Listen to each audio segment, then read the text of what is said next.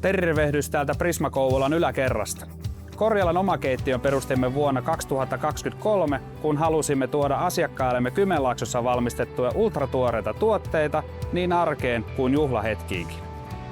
Kaikki tuotteemme valmistamme täällä meidän omassa keittiössämme.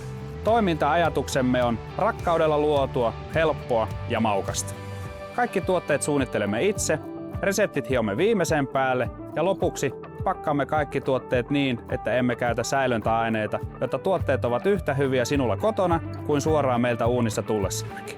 Tuotteistamme löydät muun muassa herkulliset vihersalaatit, suussa sulavat kermaperunat kuin perinteiset kiusauksetkin.